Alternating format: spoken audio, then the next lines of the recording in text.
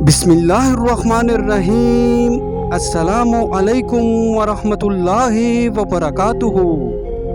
حضرت سلیمان علیہ السلام اللہ سبحانہ و تعالی کے عظیم پیغمبر گزرے ہیں۔ آپ کو بنی اسرائیل میں مبعوث کیا گیا اور نہ صرف پیغمبری عطا کی گئی بلکہ دنیا کی عظیم بادشاہت اور علم سے بھی نوازا گیا تھا۔ حضرت سلیمان علیہ السلام کو ایسی بے مثال حکومت اور سلطنت حاصل تھی کہ صرف ساری دنیا پر ہی نہیں بلکہ جنات اور ہوا پر بھی ان کی حکومت تھی، مگر ان سب سامانوں کے باوجود موت سے ان کو بھی نجات نہ تھی، اور یہ موت تو مقررہ وقت پر آنی تھی۔ بیت المقدس کی تعمیر جو حضرت داؤد علیہ السلام نے شروع کی، ملک شام میں جس جگہ حضرت موسیٰ علیہ السلام کا خیمہ گاڑا گیا تھا، ٹھیک اسی جگہ حضرت داؤد علیہ السلام نے بیت المقدس کی بنیاد رکھی،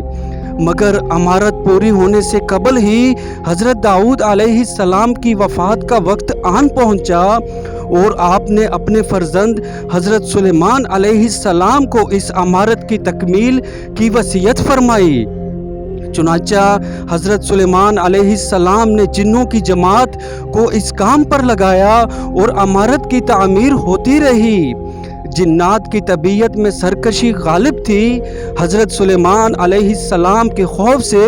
جنات کام کرتے تھے۔ ان کی وفات کا جنات کو علم ہو جائے تو فوراً کام چھوڑ بیٹھتے اور تعمیر رہ جائے، یہاں تک کہ آپ کی وفات کا وقت بھی قریب آ گیا اور عمارت مکمل نہ ہو سکی تو آپ نے یہ دعا مانگی کہ الہی میری موت جنوں کی جماعت پر ظاہر نہ ہونے پائے تاکہ وہ برابر عمارت کی تکمیل میں مصروف رہیں اور ان سبوں کو علم غیب کا جو دعویٰ ہے وہ بھی باطل ٹھہر جائے۔ یہ دعا مانگ کر آپ محراب میں داخل ہو گئے اور اپنی عادت کے مطابق اپنی لاٹھی ٹیک کر عبادت میں کھڑے ہو گئے، اور اسی حالت میں آپ کی وفات ہو گئی، مگر جن مزدور یہ سمجھ کر کہ آپ زندہ کھڑے ہوئے ہیں برابر کام میں مصروف رہے،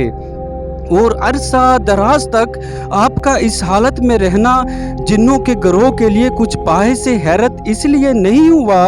کہ وہ بارہا دیکھ چکے تھے